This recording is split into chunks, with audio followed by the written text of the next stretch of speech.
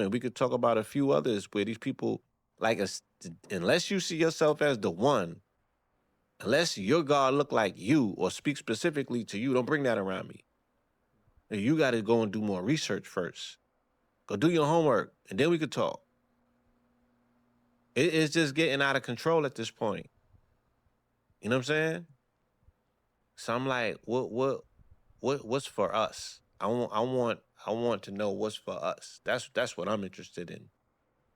Not what's for them. Because they're showing you what they're willing to do with what's for them. Is all out. It's like we covering all bases. So what we're seeing with dominionism, right, which is the version of Christianity that has emerged in this administration, they have something called the Seven Mountain Mandate, right? The Seven Mountain Mandate was also written by a dude named Wall Newt. You got to know who that is. Wallnau. He was the pastor last year that said that Kamala, she had the Jezebel spirit of a witch in her because she whooped her boy on a debate. Now, this is the thing, and this, I be in my feelings, because I'm just like, niggas just say, they do their homework. And that's the part that hurts the most. Son got his hat handed to him last year on September 10th in the great debate, right? When he got punished by Kamala. So a year later, to the day, the great debater catches a... Like, son, like, it all, you got to see it for what it is. And then they put the Jezebel label on them, and then they turn around and say, oh, the Jezebels put the spell on C.K. Kirkland at the same time. So now they're going to have a culture war against all things that are not, quote unquote, sanitized Christian. And they put the women in place because they're coming for them women's. And if you can't see that already, my nigga, that's like, what? Sounds like sinners. I'm about to go on, found me a mountain and just chill out till this shit blows over, because, like, you can't see the plays. I'm gonna let God sort them out, huh? Hey, you on your clips vibe. So be it, so be it. So be it. Because it's if I knew somebody that was speaking prophecies, I would listen to them rather than the noise. You feel me? And the noise gets a lot of attention. You know what I mean? The noise gets a lot of attention. Even the movie Sinners, right? The Sinners movie was about Elijah and Elias. The Seven Mountain Mandate is about Elijah and Elias, but specifically about Elijah, right? The transcendental prophet, the one that ascended, that did not see the grave.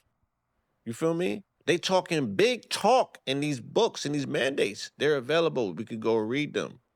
Seven Mountain Mandate means that they want Christianity, Christian nationalism specifically, to be the top, or to be involved with all 7 areas of activity in society: media and arts, education, right? So they did away with that.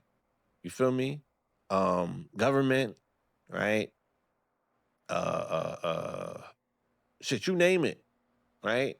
All areas, all 7 areas. The closest thing we came to that was our elder, Neely Philly Jr., when he came up with the 9 areas of activity. You know what I'm saying? Like, we don't know that. We don't know what that is. Like, 85% of us don't know who Neely Fuller Jr. is, right? Maybe 60% of us might know who Francis Cress Wilson is, but not where it's a mandate. She's not an ideologue to it. I mean, we bring her up when we see that, there's correlation to her work, and these people are fragile because of their genetic disposition, right? But there was no mandate and manifesto to follow specifically to make sure that her work and her name is going to live for thousands of years, right? Because it's going to work and protect us from, giving away our cosmic covenant, right? So shout out to the no snow bunny thing that homie was doing, but it's not enough. It's not enough. Hey, you put some big numbers on the board again, bro. Assata Shakur, right? Assata. Seeing that she passed last week, Blue, like, even in Cuba, I remember I studied abroad in Cuba in like 2019, and I asked the tour guide about Assad. I didn't care. Yeah. And bro, they don't play about her. Like she was like, "Yo, she's safe and protected over here." How about And I was that? like, "Wow, they don't play." How about And that? I was like, "Wow." So Yeah. man, I always tell people that, bro. In Cuba, man, they ride for her. It's people that look just like me and you, and they just so happen to speak Spanish. That's the only difference, Right. right? If you can, bro, just break down what Asada's passing means for us metaphysically, the timing, and just, her overall impact as well, Blue. Prior last week, it started Mhm. today, a week ago today. I got up, you know, I had to go to the gym. It was 4 something in the morning. And for this morning, for some reason, I might have not just popped right up. I turned the alarm off, and then I probably went and read a message or two. And somebody had sent me an Instagram post. It was Pac footage from I Ain't Mad at You. Third verse, my favorite verse. The verse that's not on the album. You can only find it in the video. And this montage must have came from Dear Mama though, because at the end, his mother was speaking about how she had to let him go. So she obviously was speaking about, you know, the day that she had to tell him to pull the plug. And I had celebrated his transition on the 13th, made note of it, made the comparisons to C.K. Kirkland and him, right? How they both chased their demise by, speaking on it to that particular degree. Because I seen footage, dude was talking his way into a shallow one. So I was like, this is interesting. Self fulfilling prophecies, right? But that song. So when I went to the gym, we played Pop through the whole workout. And then the next day, I put the all white on, the suit, and did a live where I went in. Cause I got a campaign that I started called Lyricide. And Lyricide is to stop the radios from playing and promoting the celebration of melanated death, right? So I'm like, I just seen what y'all did for CK Kirkland, and I seen what FCC Chairman Carr did with Jimmy Kimmel. So I'm like, I had already gotten into this place where we was drawing up a class action lawsuit for the mothers who have been impacted and affected because I want to hit the corporations with a RICO for collusion, right? They've colluded with criminal organizations knowingly and they have profited and we got all the receipts. So I'm like, shit, we got this. It's a layup. We got them in the bag. But I was like, let me um let me start a petition first so we can get like a supporting affidavit from people who want to sign up to say, yeah, I want Liverside removed as well. You know what I mean? Enough is enough. You feel me? So I had to do a live though and say, shit, Pac was the first Lyricide artist. So that's my guy. But I'm not gonna just unabashedly because I'm listening to the catalog that day, and I'm like, damn, son was he was putting all of his, the worst time to record is when you angry necessarily because it becomes crystallized. And I'm like, that's all, that has remained of him. And that stuff is more popular than his revolutionary music. And I'm like, he succumbed to the very thing that took his people out, right? He is a walking dichotomy. He's a true Gemini. You feel me? And I'm like, he wasn't selling weight and all that. When? When did he have time to sell weight? Like, he went from being a actor at some Juilliard type of school to being a rapper. He got beat up in Marin County in Oakland, which makes it so prophetic because he comes back to where his people fell at. I don't know if y'all seen the movie Panther, but they laid it out. The pimps and the hustlers got with the police It's to classic. get rid of the thorn in their side, which was the revolutionary. That was his fault. He gets jumped by the police, right? And that's where I started knowing about him because his story comes out, then the music comes out. You know what I mean? Because he had music out prior to that wasn't hitting. Then Got a Baby and all that comes after that, and then we catch him. Then he does Juice. And then it's a rap.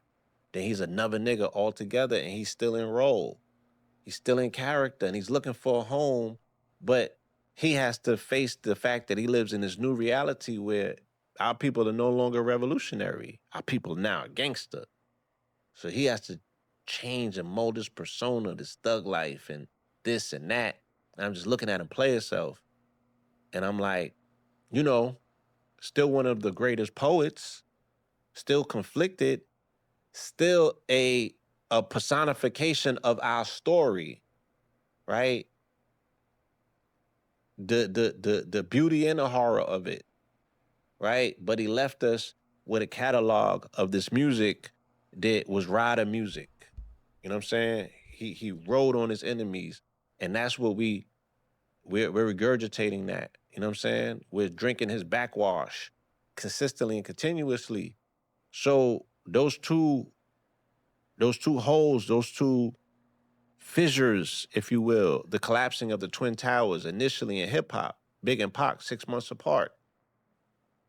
That gaping hole, just like you see them two gaping holes at the World Trade Center, right? Those two squares, those 244s, if you will, because World Trade Center was opened up on April 4th, and it's a 44 building complex, a whole bunch of other stuff, but nonetheless, those gaping holes that was created, those lanes have created what we know now is drill and so we can't we got a lot of gall and audacity to be telling our children who came after us what they shouldn't and should be doing, but we party to ride music. We party to the glamorization of, the clipping of both of them. Cause the music consumed both of them. Big was taking hella shots subliminally on this too of Life After Death. Those last three songs was all about Pac. Long Kiss, um, Downfall, You're Nobody to Somebody. He was taking subliminal shots. He got on radio out there and did um, Long Kiss before he got clipped. And the way that the streets told me back then is somebody broke in the car and they got the CD. Right? So the streets had the music. And they like, nigga, you think you gonna come out here and ride on the homie with your subliminals? And they sent them up. And then New York didn't have gangs. You know what I'm saying? Allegedly, Big got clipped by a Bloods, and then Junior Mafia came back to New York and became Crips. And then the Bloods came after that. And it's never been the same since. So drill comes as later on as a remnant of that. So I'm like, we gotta identify this shit for what it is. The powerful energy of Pac, you know what I mean, has act to transform us in ways that are good and ways that are not necessarily so good. Cause he was such a strong character and it was so much history in his message and his delivery and just who he was, his essence. So when I was doing all that, you know what I mean? And then the next day, I had got the word, you know what I'm saying, that she made transition. And I was just like, this is a dichotomy worth sitting down and making an observation about because the era is definitely over. You know, when you think about the tribe of Shakur, right? Matulu, Feeney, Pac, Assata, Zayd, who she got the name from, every last one of them was tortured by 12, right? Every last one of them knew the confines. They knew the belly of this beast.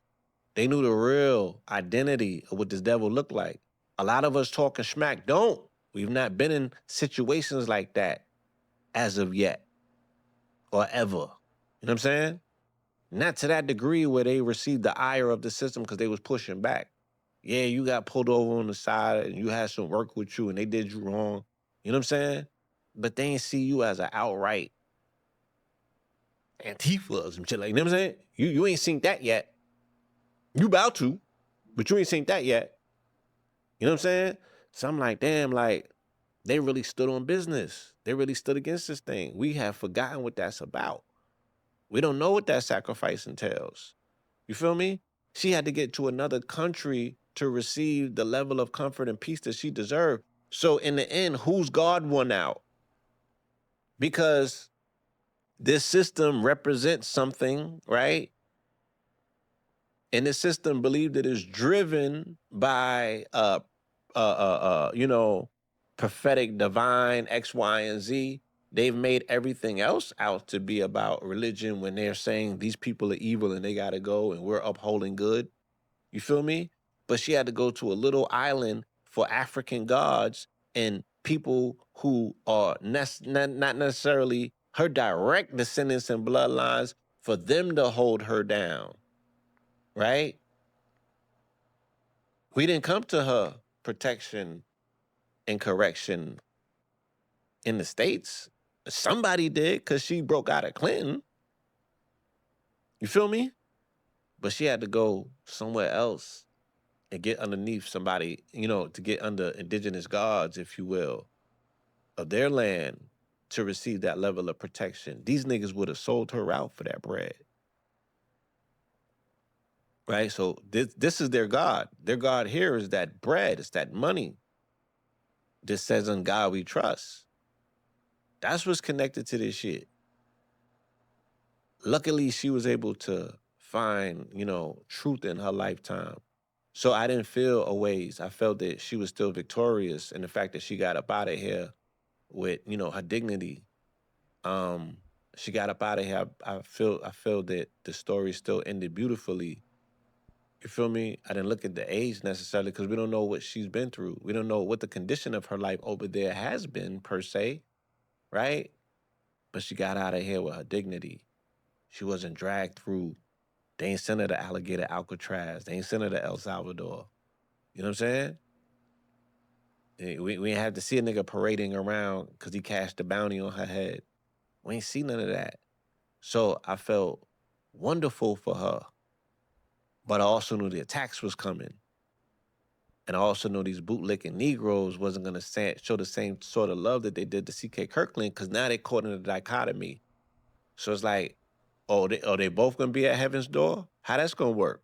Right? Oh, or them niggas got a separate heaven than her? No, I think that this nigga going to the basement. Right? And she going where she belongs. She got wings. She's soaring. That's what I feel. So, and also rest in peace to Baba Heru. That's another elder in our community that transitioned maybe a week prior. So I saw that as a coupling. I saw that as a pair. I saw that as a powerhouse. And I see that as something that we should draw power from as well. Just in their remembrance, just in our elevation of their narrative and their story. And again, when our ancestors released their carcass, when they released their husk, so much of their information now starts going so many places. So my timelines was flooded with her documentary. My timelines was flooded with the remembrance. My timeline was flooded of pictures of melanated women with afros. You feel me? So I loved it. Right? I'm not one of them. I see glory in transitional periods. That day also the story came out that they said there's a third phase of death science has found. I'm like, don't this shit cut out religion then? How these people over here so scientific? That shit, science over here is religion onto itself. It's a priesthood. So I'm like, yeah, wherever that third phase is at, that's where she is. It's a pocket, it's a reality. We should want to tap into it. You know what I'm saying?